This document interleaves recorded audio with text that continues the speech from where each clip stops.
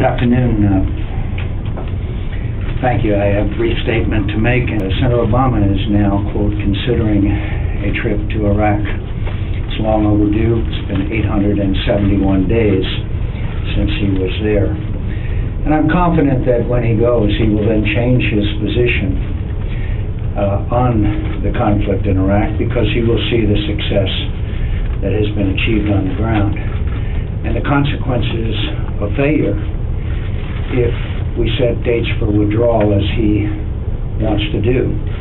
There will be chaos, there will be increased Iranian influence, there will be fights amongst the militias, and there will be Al-Qaeda establishing a base there, and then we would be back. And of course there would be, as I said, increased Iranian influence in the region. So the fact is that Senator Obama was driven to his position by ideology and not by the facts on the ground, and he does not have the knowledge or experience to make the judgments. Presidents have to listen and learn. Presidents have to make judgments no matter how unpopular or popular they may be. So the success in Iraq is undeniable. It's been long and hard and frustrating, and great sacrifice has been made. So when Senator Obama goes there to Iraq, as I said, I'd be glad to accompany him, but if he doesn't want to do that, I certainly would understand. I believe President Bush used propaganda or deception to convince the American people to go to war. I have no information on that fact. I am glad, for one, that Saddam Hussein is no longer there. Every intelligence agency in the world believed that that Saddam Hussein was developing weapons of mass destruction. It's also very clear that I strongly oppose the failed strategy after visiting Iraq on several occasions, and oppose the strategy that was failing and not succeeding in Iraq. But I can only respond. I have not seen the book or know the comments, but I know why I supported it, because I believe that Saddam Hussein had weapons of mass destruction, as did every intelligence agency in the world and every assessment, and that the sanctions were breaking down, that there was a huge scandal called oil for food in the United Nations, and he had used weapons of mass destruction at least 2 separate occasions in the past. So I was not working in the White House. I had tried to be working in the White House, but I had not succeeded. So I don't know, and I have not read the book, so I can't make additional comment. Can I just follow up? Given Sure. where we are now, do you believe when someone, an insider like McClellan, says these explosive things, that may hinder your ability to convince voters today that staying in Iraq is the right thing? I'm sure people will judge me on my record, including my advocacy for and strong opposition to a failed strategy in Iraq and for the strategy that is succeeding. I'm very confident that's Liz. Senator, given the fact that you have prided yourself on being so open and accessible to the media, why is it that you continue to keep your fundraisers closed to the public and don't allow for that access? And doesn't that go against everything that you stand for? Thank you. It's because the people who are fundraising the money request that, and I will continue to be accessible, and the most accessible campaign in history to the media. And I'd also like to say, I do not say during fundraisers comments like the people of Pennsylvania being embittered and angry and turn against their religion and the Constitution because of their economic conditions. I say the same thing in fundraisers and closed events as I do in open events. Yes, ma'am. Hi, Senator. Yesterday there was a report that Senator Phil Gramm acted as a lobbyist around the time that he was advising you on your economic policy. Has he ever lobbied you on behalf of UBS, and will you continue to keep him on in his role as an economic advisor?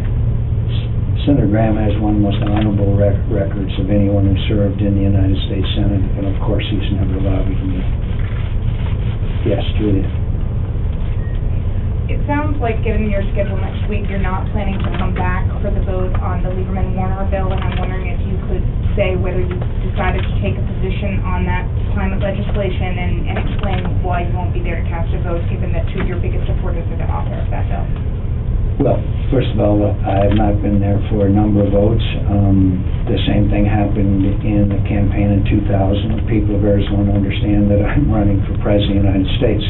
Second of all, as I have said, I'm very deeply committed to the nuclear component of any legislation that will have a significant effect on greenhouse gas emissions. And I've been disappointed so far that there's not a robust and serious addressing of the issue of nuclear power. Now, I'm told that there may be some changes to that, which will then make nuclear power a key component, an important component. We're never going to really significantly reduce greenhouse gas emissions unless nuclear power is a major component of it. I know that's not the most popular position, but that has to be it, and I will make a judgment accordingly as the legislative process goes forward. Yes, ma'am. Senator, I do have a question in regards to the decision of the court in California on gay marriages. Yes. What is your stand on that, and what do you think about the decision in California to go forward with that same-sex marriage? My decision my position, has always been that I support maintaining the unique status of marriage between a man and a woman. And I believe that the people should decide rather than the courts should make that decision. Yes, sir. Senator, thank you very much. Senator McCain, some people have said that it is a waste of your time. I always like those questions to begin with some people. Well, it's true. Yeah, it's true. Well, okay. Some people are people. As far as I know. Some people say that it's a waste of your time being here in California when it's a state that you likely won't win. I personally don't understand why they say that. You've already proven that you can accomplish things that are very hard to do. Like, for example, how did you get such a hot wife? I don't know the answer to that question, but the general thrust of your comment I'd like to respond to, and that is that I will compete in California. We can win in California. We cannot not compete. I believe I have positions on Western issues, on Native Americans, on land issues, on water issues, although the state of Arizona and the state of California don't always agree on those water issues, but there are many issues. There are many issues in which I believe, as a Western senator, Native American issues and others, that I can compete and will compete and win here in the state of California. I have a serious follow-up, if I may, really quickly. Sure. What do you say to people who say that you are not black enough to be president? That's not a serious question. Yes, sir. Go ahead. Senator? Yes, thank you. Go ahead.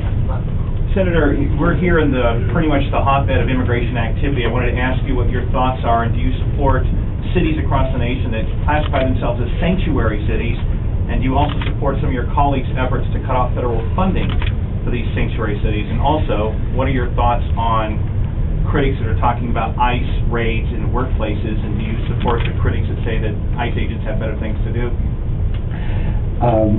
As you well know, I was one of the major sponsors of comprehensive approach to the immigration problem in America. We failed. And we failed because the American people did not trust us to secure the borders. They want the issue addressed. The sanctuary cities and all of these other issues are a direct result of the failure of the federal government to carry out its responsibilities. The federal government has a responsibility to secure our borders, and we must secure our borders first. And as president, I will secure our borders, and I will have the border state governors certify that those borders are secure, and then we will move forward with temporary worker program that has to do with biometric tamper-proof documents and an electronic employment verification system. So I will address it in a comprehensive fashion. All of these other issues, and by the way, I do not support sanctuary cities, but all of these other issues are an outgrowth of that. And I'm not going to, frankly, address each one of those one by one as people feel the frustration of our failure to act comprehensively on immigration reform. Thank you. As president, I can and will. Yes, sir. Senator,